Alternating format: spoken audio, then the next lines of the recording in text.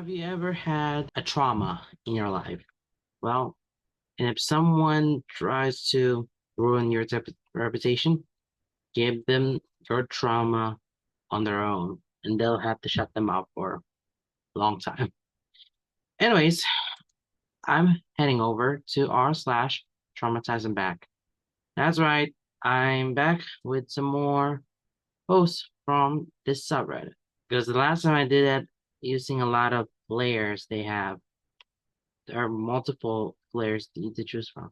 But I'm just gonna go whatever is new they have for you. So, all right, let's start with the first one right here. Mess with the horns and you get the devil. So this happened a few years ago. I've been waiting for the right subreddit to post it in. My former roommate and her boyfriend at the time were massive horror fans. Her favorite being House of 1000 Corpses. She loved to quiz people on their true horror movie knowledge, and if you hadn't seen a gory horror film here, then you weren't a true horror fan. After she and her boyfriend interrogated me on what scary movies I had seen, they were insisting that I wasn't a true horror fan since I didn't really the director's cut of Rob Zombie's Halloween remake. Why want a quiz to prove them that you're actually a true fan? Just let them watch what they want to watch. Don't have to be like a true fan or anything like that. I'm a fan of horror, but before horror comedies, which resulted in me being a fan of Justin Long. So you may see where this is going. So I invited her boyfriend and then boyfriend over for a movie night and showed them one of my all-time favorite movies, Tusk. Just for look at what Tusk is. I'm just gonna hold on. Stop share the screen moment if you want to know what the movie Tusk is. Oh, am I recording right now? Okay. So before I show you what Tusk is, this right here is the movie we're talking about, directed by Kevin Smith. So, all right, let's continue. For context, I have yet to find anyone who enjoys the movie Tusk like I do. For most, it is too graphic, disturbing, and downright weird. I personally find it hilarious, especially the intentionally funny sequel, Yoga Posers, which I had then watched after to calm down.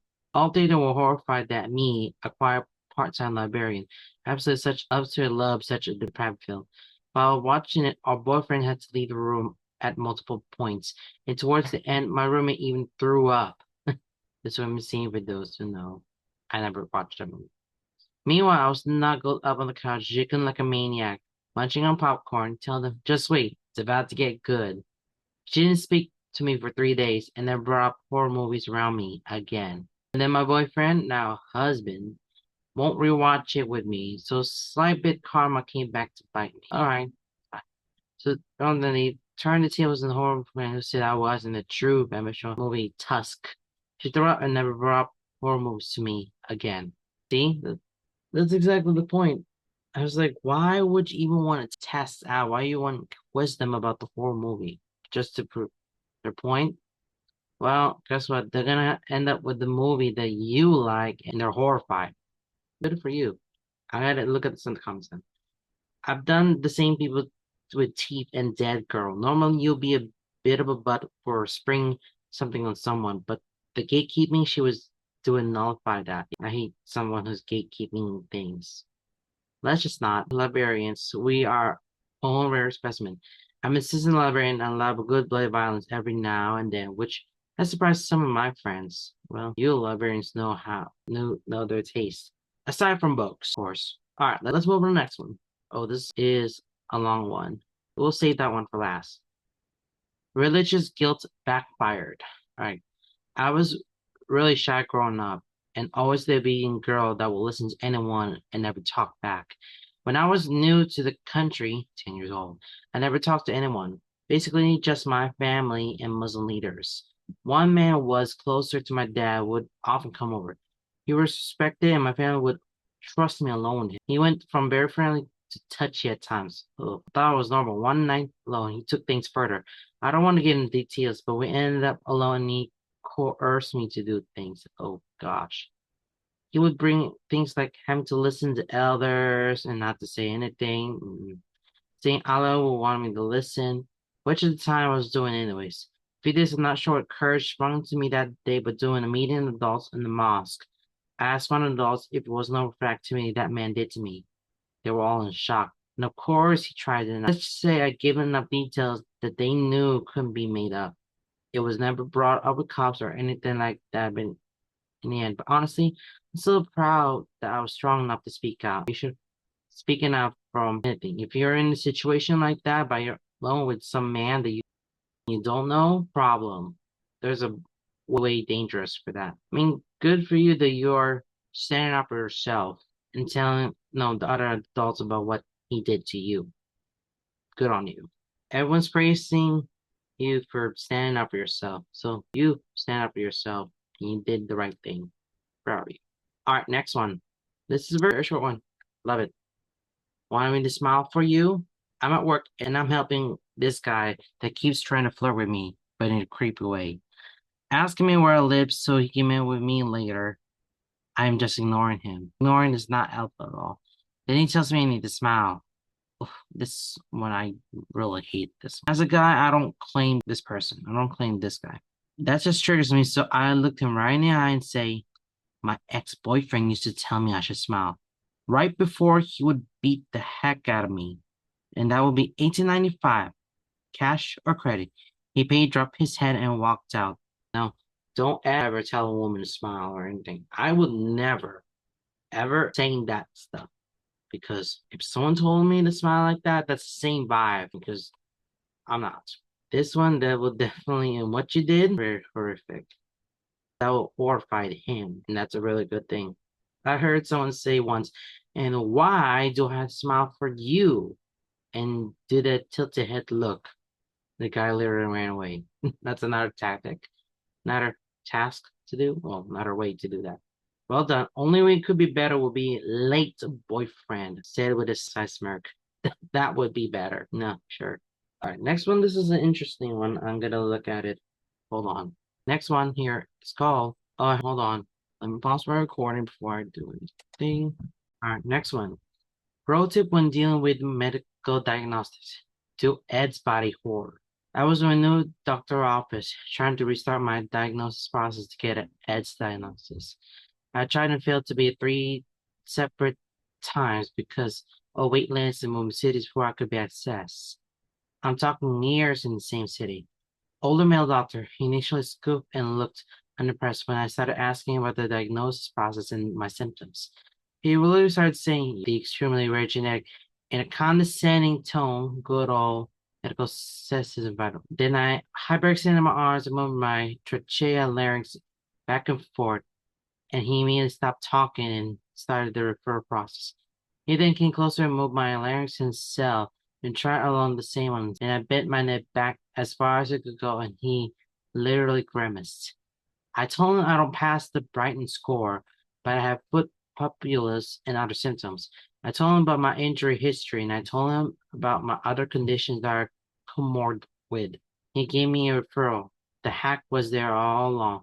Disgust and horrify them, and in the medical world is yours. Screw around and find out, sexist. Don't make comment about something that is not the big no-no. You're a new doctor. Yep, anytime I see a new doctor that goes like this, I'm hyper flexible. Probably on the X spectrum, but getting assurance to pay for testing is an ongoing battle. Doc says, can you me already do the basic dumb trick and move on to these? Doc said, you indeed are. That's what happens when you get diagnosed and you just help out. And then there's some similar stories there. Hopefully that will definitely shut them up. Very similar to some doctors and stuff. All right, next one. Very small one. Dad choked me while drunk and I extorted him. I love this one. When I was 15, 16 years old, I lived with my dad and he was crying the same white savior movie he always cried at, and I started laughing to myself. He locked onto me and started tightening my necklace. I was wearing around his fist and brought my face in close and just stared into my eyes. I punched him a few times and didn't react. He let go and passed out. The next morning, he was all chipper and happy-go-lucky, pretending nothing happened. I reminded him what he did. I also reminded him that my Xbox had recently broken and that my mind could be taken off of this incident if only I had a new Xbox. I never seen him so anxious to spend money. P.S. This was a one-time occurrence. Wow, did that. Trying to let that I'm trying to attack you. You're more worth than Xbox, a PC at least. I do like that comment. I did not think was the one traumatized. I'm sorry. That's a one-time occurrence. Everybody knows that, right? Oh boy. You rip yourself off. Buffet, bunch of new games, no Xbox, paint the walls of your room, and the pack go. That's my move for me. Lol. I would have said they got the new Xbox and anything else could extort and report. Exactly. I hope you keep it safe distance from him now that you're older and you have a children. I won't let them be around him. He doesn't sound like a safe person. Not a safe person indeed. Might be leading to something more. Here's your nutrition. It's back. Here you go. Don't worry. Well, we'll talk about this one. This is a very chunk of it. All right, next one. Transphobic teacher successfully traumatized. Oh, I love this one. So I, 30 female, am trans, and most people at my school respect it. Hopefully, everybody should respect the trans. Because, however, there was this one teacher in fifth grade that always liked to make fun of me. This teacher would constantly call me he with such exaggeration, so that the whole class heard. One day, I had enough. Me and my friend group came up with a plan. When I contradicted one of the teacher's questions, the teacher said he has a good point. And so my whole friend group burst out laughing, and soon the whole class joined in. He looked flabbergasted. He said, "What's so funny?" I tried to answer, but I was too incoherent from laughing. As the light died down, the teacher was super flustered. Try using the classic, "What's in your pants, kid?"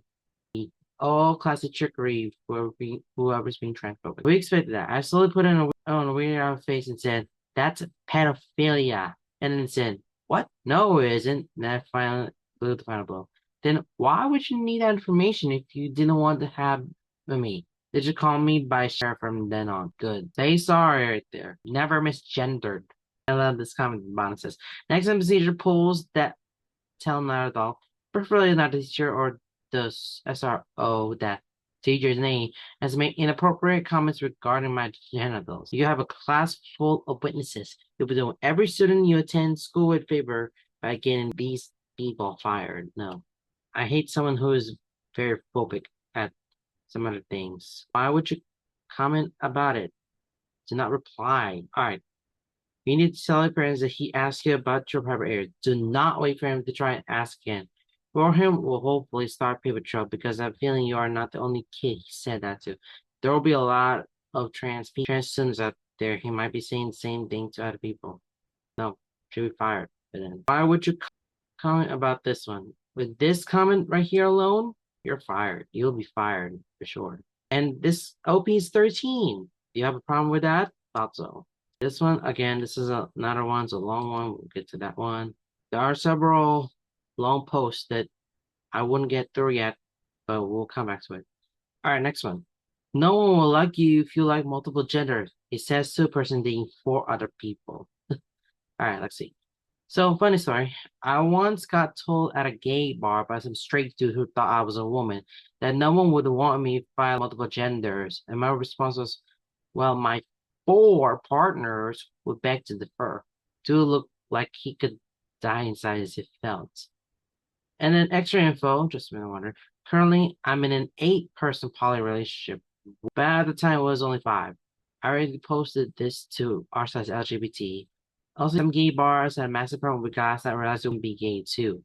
Now, not a woman, by the way, but assigned female at birth, AFAB. And this was early into my transition as a gender person.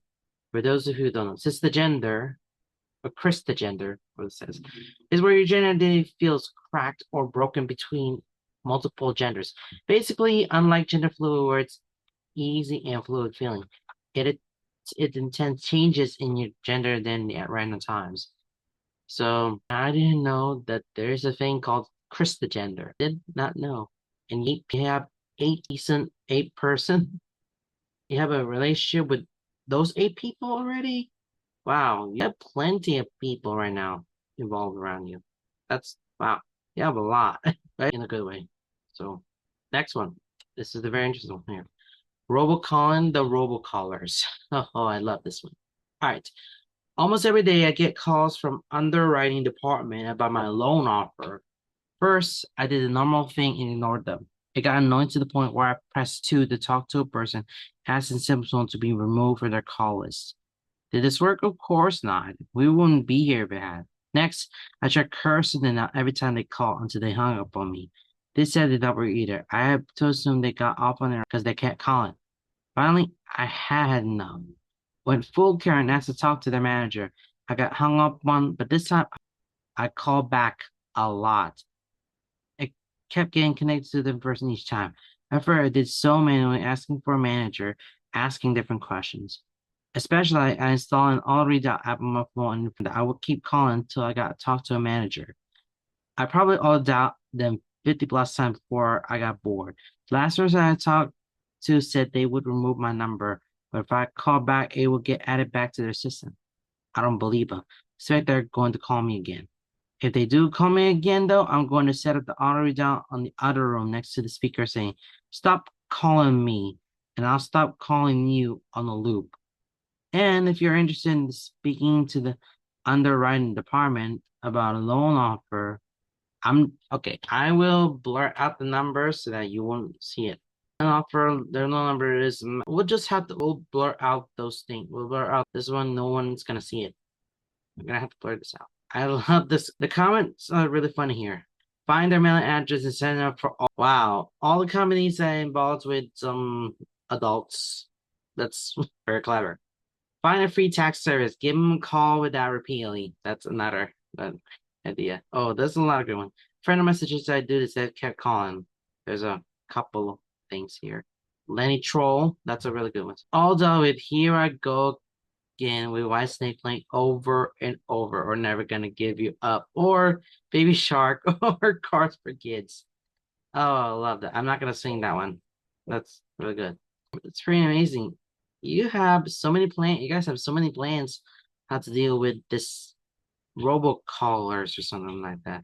Probably have, but again, we're probably not gonna see those that number because it's embarrassing. All right, let's get to some of the big ones here because it's a lot. All right, I'll start with this one. Force me to eat meat. I warned you. So female 16 was in the school cafeteria with my friends, and we were talking about something.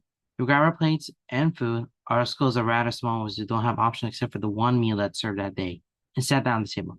That day we had some dish with meat, sauce, and rice, and I, while still talking casually, started eating rice with some of the sauce. My friend stared at me and asked why I wasn't eating the meat. I told her that I just don't eat meat much and hoped she would just nod and move on. Unfortunately for me, she didn't. She gave me this look and asked the typical, "Are you a vegetarian or something?"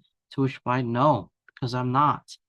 But I still get that question often. She asked why I wasn't eating the meat. I calmly told her I just don't like most meat. But she pulled a, "How can you know you don't like it if you didn't even try it?" This question really pissed me off, but can't really calm. Why do you want to eat? Let them even want to eat if they don't want to eat meat. For context, I consider myself as a bit of a picky eater. I'm willing to admit that I'm trying to eat more different things, but I also have hyperosmia, so a heightened sense of smell.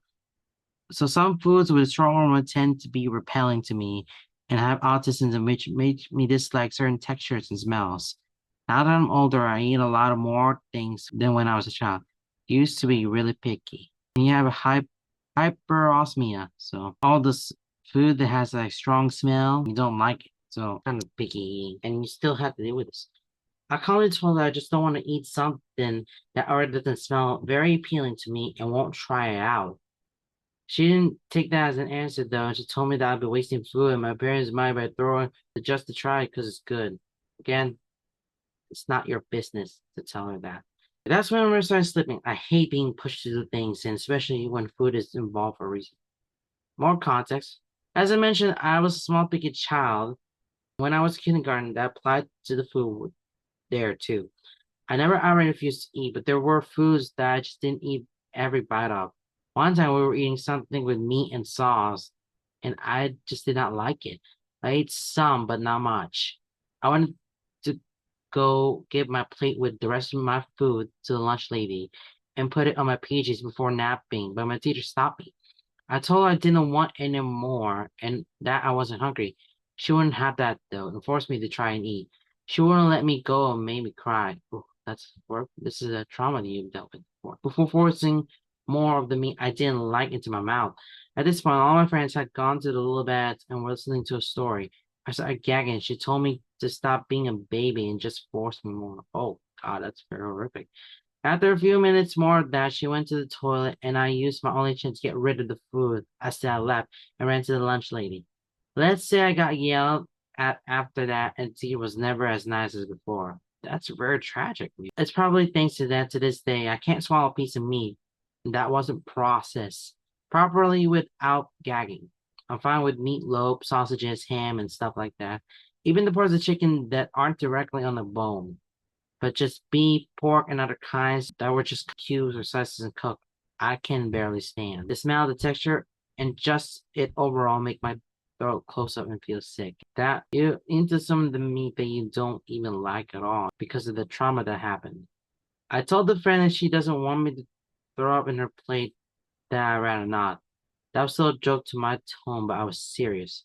She didn't seem discouraged and told me that it's not that bad to just dry it. Come on, mind your business. You know that other people will throw enough took out really easy. Just took a deep breath and pull a cube of the meat in my mouth. It didn't taste good as expected, and texture was disgusting. The smell of it filled my nose, and it didn't last 3 seconds before throat burned. I wanted to barf. It might seem disgusting, but I spat the meat back out and almost choked as I stopped myself from vomiting. Ooh. I looked at my friend very visibly, turned to her as I felt the urge to throw up and race to my throat again. She stared at me and turned a bit of pit before looking away and gagging. She coughed and pushed her head closer to her. What's wrong? Didn't you say it's good? She gave me a look. I don't want to waste food. Do you want the meat of my plate? I offered. I know it sounds disgusting since I spat out some of the pieces, but I hate being forced. A friend quietly said, I'm not hungry anymore. She didn't try to force me to eat meat ever since. Good. That's what happens. Don't force somebody to just eat because of the trauma that you do not know. That no friend of yours, let's put the dead end sign onto this friend. Such a peer pressure that is. She's fine wasting her parents' money by not all the rest of her food, but heaven forbid you neglect one part of the meal. That's real are true. Emily tries, how do you know this question? So that I've never been run over by a truck. He said I wouldn't like it either. Good for you. She earned every disgusting second of it. And I'm sorry you had to go through it, but you did well. Meat is a little tough because you have something that's traumatic in it when it comes to eating meat. For me, I don't mind eating meat. I can eat anything, especially meat, but it might cost you something. So I really like this one. That person ain't your friend. You put the dead end sign on to her, sign to that one, so that this friendship ends right there, here on out. This is another long one, so seems pretty interesting. Teacher wouldn't let me see my own cousin during a breakdown, so I trauma dump on her. I'm currently a 16-year-old sophomore in high school, and this story happened back when I was 14, 7th grade. My cousin we call S is very close to me. We think of each other as siblings. For some background, I had this teacher really disliked me because he's a weird goth kid who used pronouns them. I also like to mention that S is severely bipolar and had just gotten back from the mental hospital 2 days before this story took place. Got it. Thanks for the context. It was the end of my 7th grade year and the S 8th grade year, and the whole school was having a big event day. The way this works is that each grade level is sectioned off, and we cycle through a list of activities at different times. When it was my class time for random break, I ran to the S crying by the sink. I immediately ran over to hug them and tried to see if they were okay. But when Mature had walked in, grabbed my arm, and dragged me in from S, I was obviously soft and at this and panicking about my cousin. Here's a little script. Hey, what are you doing? That's my family. I need to see if they're okay. Trying to keep my voice down to not alert the rest of the class. And then teacher, you don't. And if you don't go back there, I'm giving you S. That's instant suspension. Literally yelling at me in front of the whole class. You don't understand. I need to check on them. They just got out of the hospital. So I was trying to keep my voice down. And she scooped at me and walks away. Obviously, I was hysterical about this. I was unmedicated at the time and going through a lot of mental health issues myself. And with S just getting back from the mental hospital, my first thought is that they were going to get sent back. They're doing that. Hey, the teachers are doing that to somebody and going back to the mental hospital. That's literally messed up. Because of my own mental state, I knew I would be too unstable to go that long without them again, and I started to go into panic mode. My teacher brushed me off and told me to shut up and be quiet. I didn't see Jessica until later when my class was outside and S ran out of the school to hug me. I tried to ask what happened, but before they could explain, my teacher came up again and grabbed S' arm while fresh SH was clearly visible and dragged them inside, saying she was going to give them ISS for coming outside. S had permission from the counselor, who was watching from the window. When we got back to the class, the teacher wouldn't allow me to sit with my friends the rest of the 2 hours we were there because she didn't want us talking bad about her. They're going to, likely, sadly. When I left that afternoon, she stopped me in the door and asked me how she was sure S was perfectly fine. I ignored her and walked out. As then explained to me on the bus what had happened, which I won't be going into much no privacy with. Basically, they had relapsed after getting back from the hospital and we planned to overdose in the bed before I walked in. You can't do that here.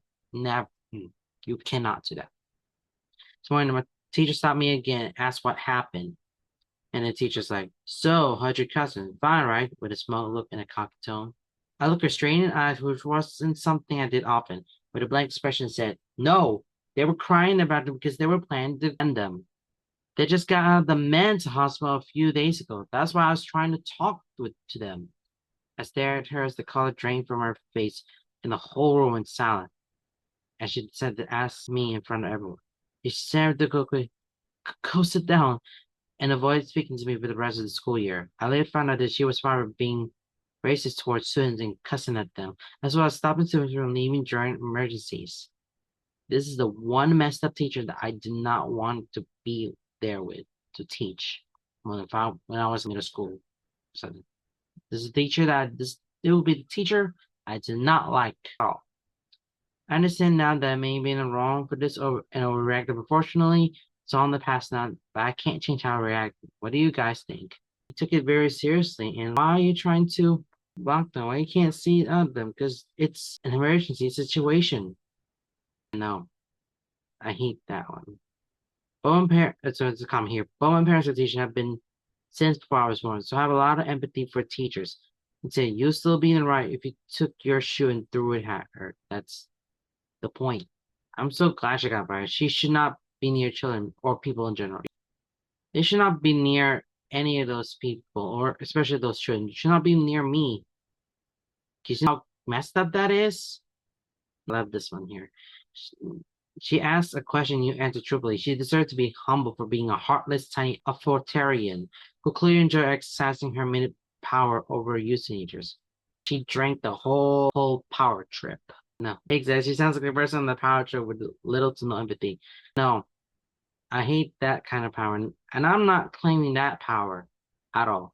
It's probably one of the bad teachers that I do not want us to teach because it is really that bad. There is no way that I would stand for that. You're trying to do something that's so messed up. That all counts. And I'm glad that teacher was fired. Goodbye. It's not the end of the video, but we're at the last one. This is gonna be all right. It has a lot of paragraph here. My Arab mother against me. Hello everyone. I'm a 26 female and my mom is 54 female. I was born and raised in the Arab society in the early 2000s to the age of 10, then moved to the east side of America, a small white town. We lived in America for 5 years, where my mom attended university in America. And I would say my child was growing up in America was mostly me trying to adjust to American society, all while also being the oldest sister that had to take the role of being the father, the mother, and the parent of my three younger siblings. So they're all your siblings. Our father was in my home country working in order to provide for us, so I was pressured to take care of everyone from a young age. During our stay in America, my brain chemistry was drastically altered because it was a very huge change from being a kid to an adult. This was ultimately because I saw my mother in a completely different light. We were mostly raised in a very Muslim society before I even learned the English alphabet. I was taught to not engage in anything that goes against our religion and beliefs, so you can guess what that means. Therefore, our stay in America was a very eye-opening from a young age because my mom was almost the opposite of how she was back home. Engaging with a lot of stuff, looking back now, has traumatized me, but also made me sympathetic with her because she was only able to truly experience life outside of these societal pressures. Wow. Fast forward to moving back to our home country in 2015. Long story short, I actually hated every aspect of the culture because at this time I was physically showing signs of being perceived as a young woman and was coerced to wear the garments in order to be accepted in a strict society. That's really hard to reality when it comes to other religion because I was like, if we thought that Christians, no, thought that Catholics are really strict, well, I think they're Catholics are very strict, but for your religion, that's tough. I was very culturally shocked and had been treated like an invisible object from all my uncles and my mother too. My father, unfortunately, has no backbone, so he was very absent throughout my teenage years, and my mom has taken the role of being both parents. She was the worst mother any woman growing on her teenage years could possibly imagine. From having friends all the way to self-expression, she degraded me for having friends very close to me because she didn't get an identity and friendships to build. She would degrade me for having a life where I prioritized my own identity and worked on myself because she lacked the support from her family to work on herself. My goodness. Her hurtful words still stay in my heart. One traumatizing was the day before my birthday. I planned on going to hang out with friends. She spied on me behind everyone's back and decided to orchestrate a story to tell my father, which made him very angry at me and led to me being physically and mentally by both of them. That sucks that you have to go through that. Then in 2018 to 2024, I was granted a study abroad and I decided to get away from my home country and study in the States. These 6 years were the most freeing, relieving, and fun years of my adulthood, although it also included some trauma-inducing and mental for my mother. However, the distance made it also bearable. Now, in 2025, my relationship with my parents have been broken.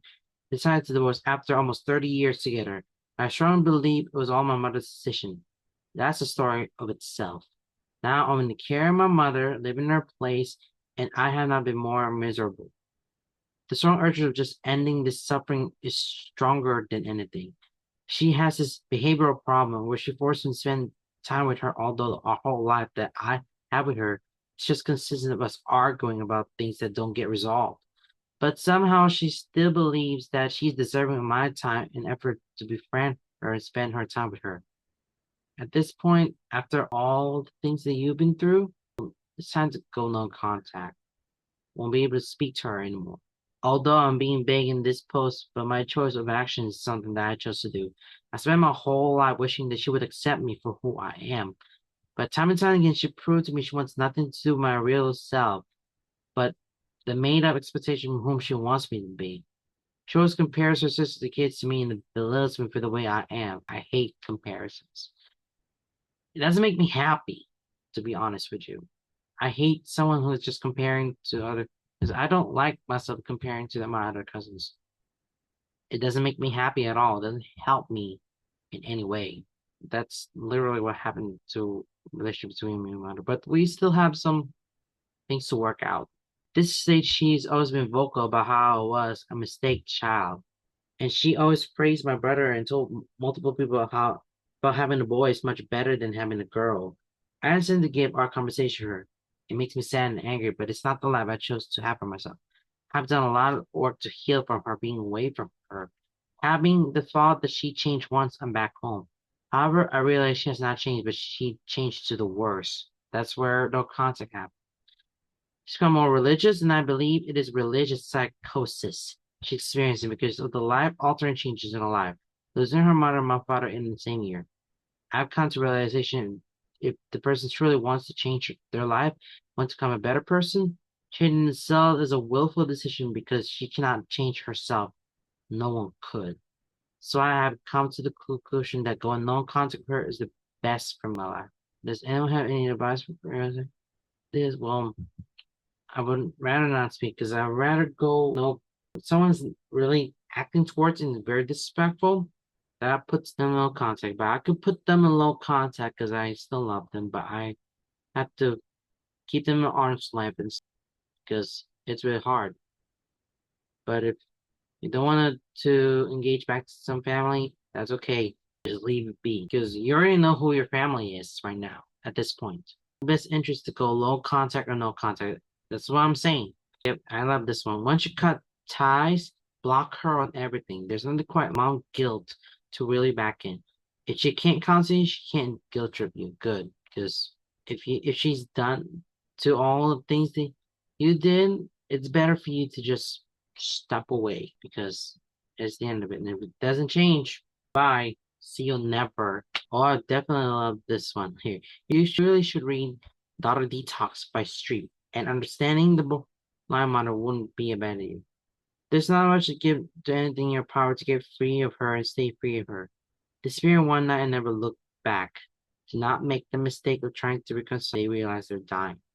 That's an excuse to one more time before they go. Run as far away as possible from your mother because she is going to be way more. I can't say that word, but you know what. But it's best for you to go low or no contact with your mother because it doesn't change.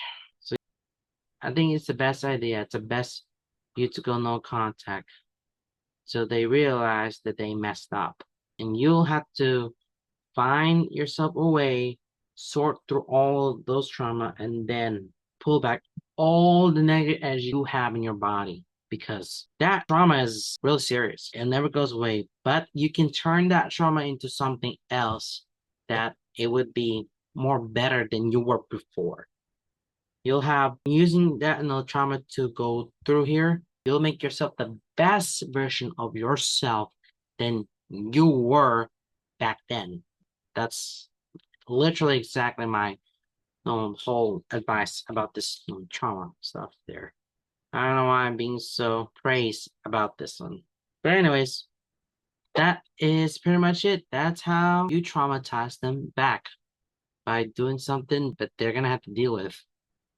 Hopefully they'll never do something bad to you again forever. All right, guys, that's all. Goodbye, everyone.